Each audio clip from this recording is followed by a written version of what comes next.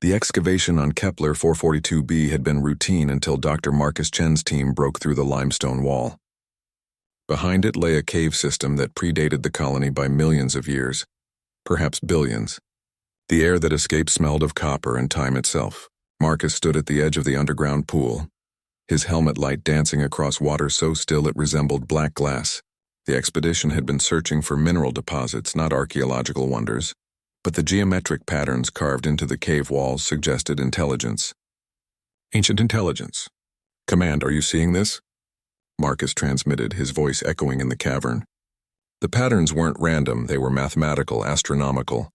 Star charts, perhaps, or something far more complex. Static crackled in his earpiece. The cave's mineral composition was interfering with communications. He was alone, at least for the moment. His team was mapping the outer chambers while he pushed deeper. The pool called to him. Not metaphorically, he could actually hear it. A low-frequency hum that resonated in his bones, pulling him forward. Every rational part of his mind screamed warnings, but his feet moved anyway. Scientists weren't supposed to be impulsive, yet here he was, kneeling at the water's edge like a pilgrim at a shrine. His scanner flickered. The water contained trace elements he'd never seen before, elements that shouldn't exist according to the periodic table. They danced at the edge of theoretical physics, quantum states that refused to collapse into anything measurable. Marcus was 37 years old. He had 3 PhDs and had published papers that reshaped xenobiology. He knew better than to drink from an alien pool in an ancient cave on a planet 40 light-years from Earth. He dipped his hand in anyway. The water was warm, impossibly warm, given the cave's temperature. It felt alive somehow, though his scanners detected no biological signatures. The liquid clung to his fingers like mercury, then absorbed into his skin before he could pull away. His heart hammered. Stupid, stupid, stupid. What would he tell the medical team? That he'd contaminated himself with unknown substances because a pool hummed at him. But nothing happened. No burning sensation, no immediate cellular collapse, no alien parasite bursting from his chest. He felt fine, better than fine, actually. The chronic back pain from years of fieldwork had vanished. Marcus cupped his hands and drank deeply.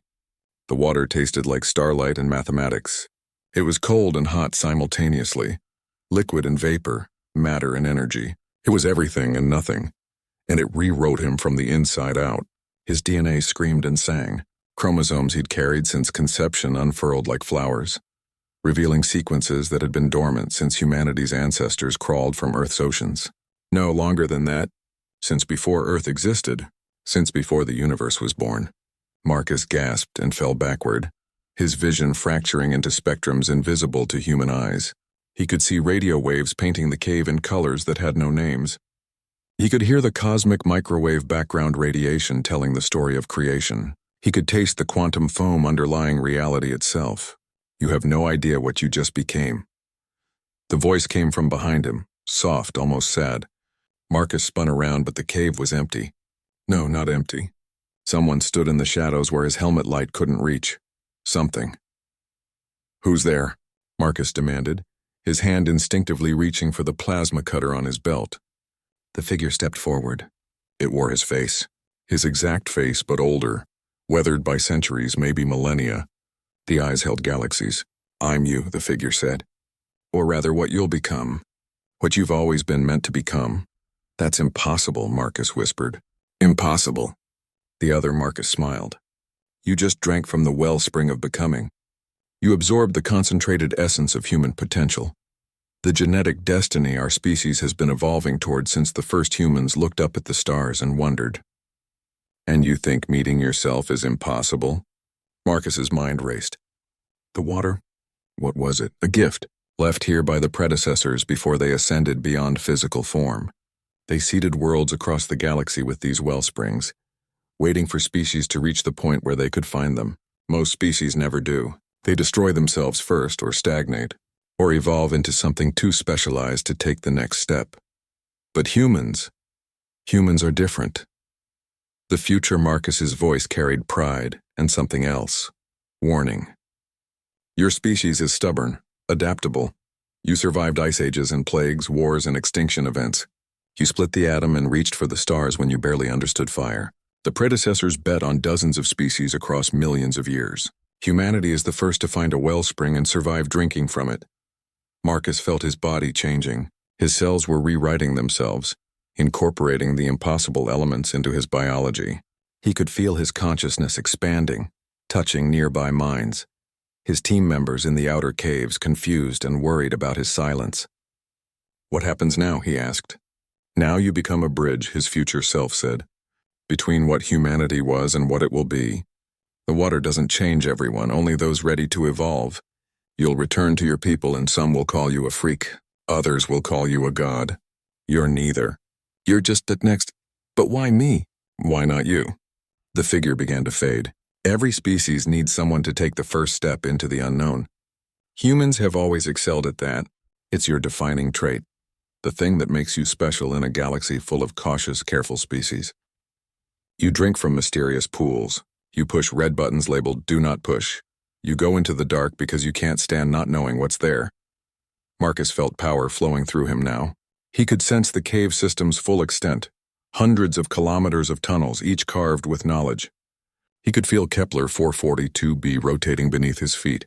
Could sense every human on the colony world. Could reach out and touch their dreams. The predecessors left instructions, his future self said, now just a shimmer in the air.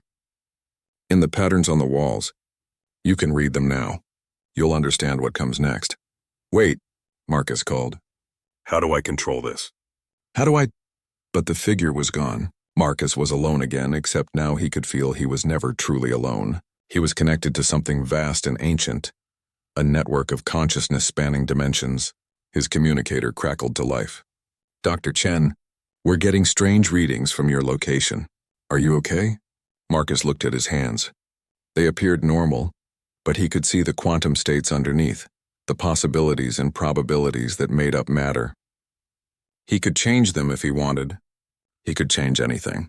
"I'm fine," he said, his voice carrying harmonics that hadn't been there before.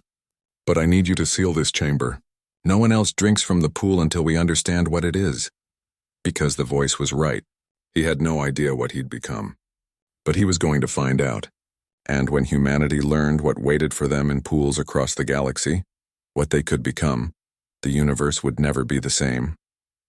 That was the human way. Drink first, ask questions later, and reshape reality to fit the answers. The galaxy wasn't ready for what came next, but then again it never was.